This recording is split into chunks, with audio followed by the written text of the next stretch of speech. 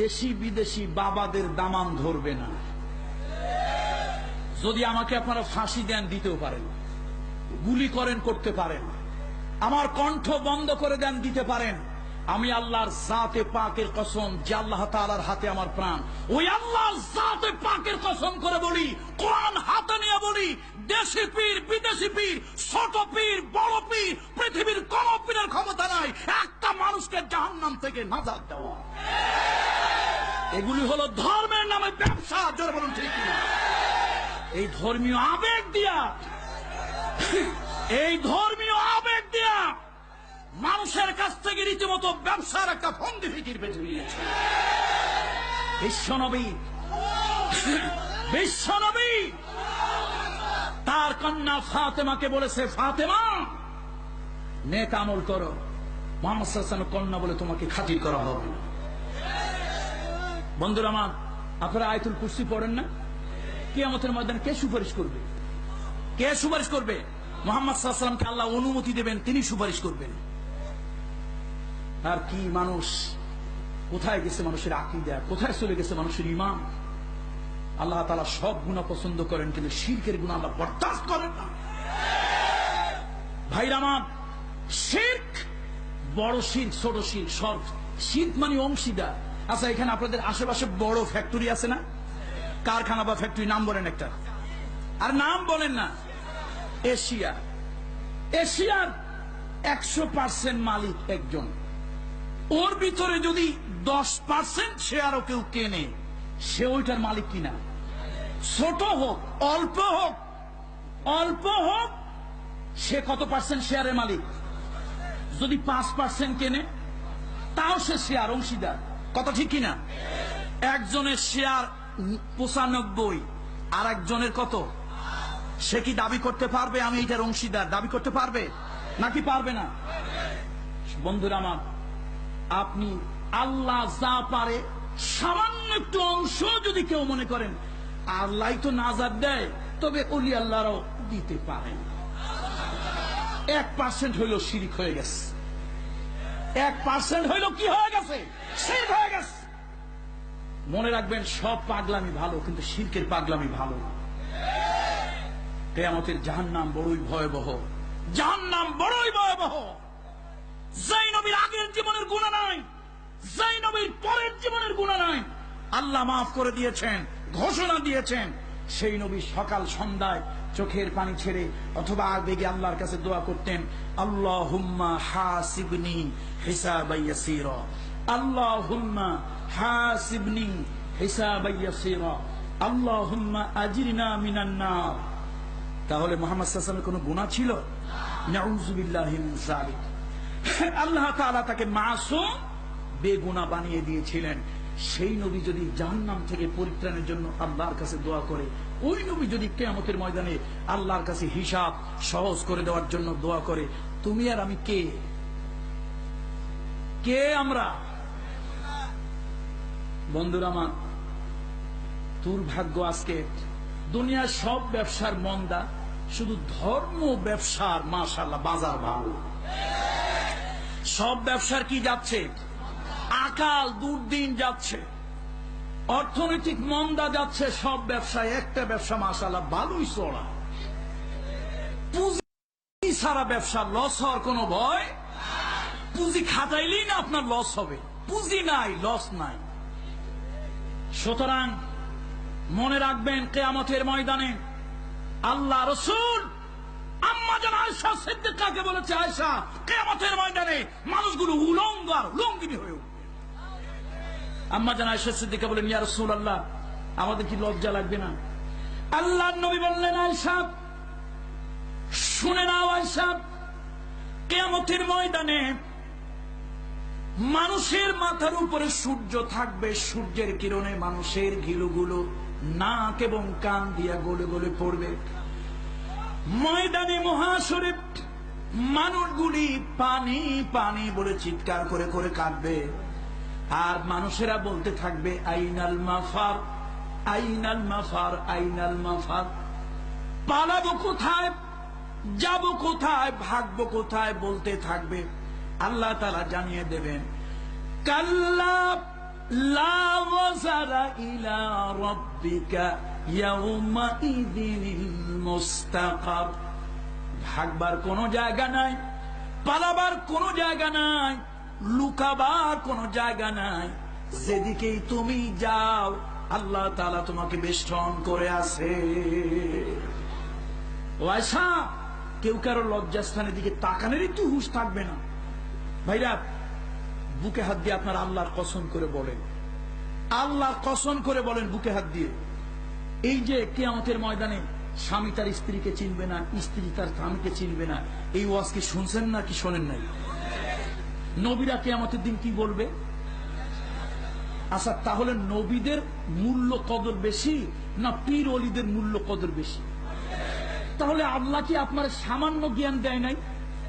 নবীরা যদি নাফসি নাফসি বলে, ওই দেশি পীর বিদেশি পীর ওই ব্যাপারীর খবর থাকবে কেমনে? ও তো রীতিমতো ধর্ম ব্যাপারী। ধর্মীয় আবেগ দিয়ে মানুষের কাছ থেকে কিছু ধান্দার ফায়দা। এই জন্য বলি, আল্লাহ তাআলা এর থেকে আমাদেরকে হেফাজত করুন, আল্লাহ তাআলা এর থেকে আমাদেরকে হেদায়েত করুন। বন্ধুরা আমার, কিয়ামতের ময়দানে কঠিন মুসিবত থেকে বাঁচার জন্য আল্লাহ শিখাই দিয়েছেন, করুণাময় গোলাম যারা হবে তাদের 4 নম্বরের গুণ। আল্লাহর গোলাম যারা হবে তাদের কয় নম্বর গুণ? 4 নম্বর গুণ। তারা চোখের পানি ছেড়ে দিয়ে কাঁদবে, আল্লাহ জাহান্নাম বড়ই ভয়াবহ, জাহান্নাম বড়ই ভয়াবহ, আল্লাহ ওই জাহান্নাম থেকে আমাকে বাঁচাও, আল্লাহ জাহান্নাম থেকে আমাকে বাঁচাও। যদি সত্যি ভয়াবহ না হতো আল্লাহকে এই যে শিক্ষা দিতেন। আচ্ছা, আপনারা এইটাও বলেন, আজ পর্যন্ত কোন আলেম ওলামার মুখ থেকে শুনছেন কিয়ামতের ময়দানে, হাসরের ময়দানে কোনো ছায়া থাকবে না, একটা ছায়া ছাড়া? শুনছেন কি শোনেন নাই? কার ছায়া সেইটা? কার ছায়া সেইটা? তাহলে আল্লাহর আরশের ছায়া। যদি এই দুনিয়ার বাবারা এত বড়ই ক্ষমতাসীন হতো তো বাবার ছায়াও তো হতো। ভাইরা, আল্লাহর ওলিদেরকে মানব শিক্ষক, আল্লাহর ওলিদেরকে মানব কি? আমি জানি না, পড়াশোনা পারি না, একজন শিক্ষক দিয়ে আমার মা বাপ আমারে পড়িয়েছে।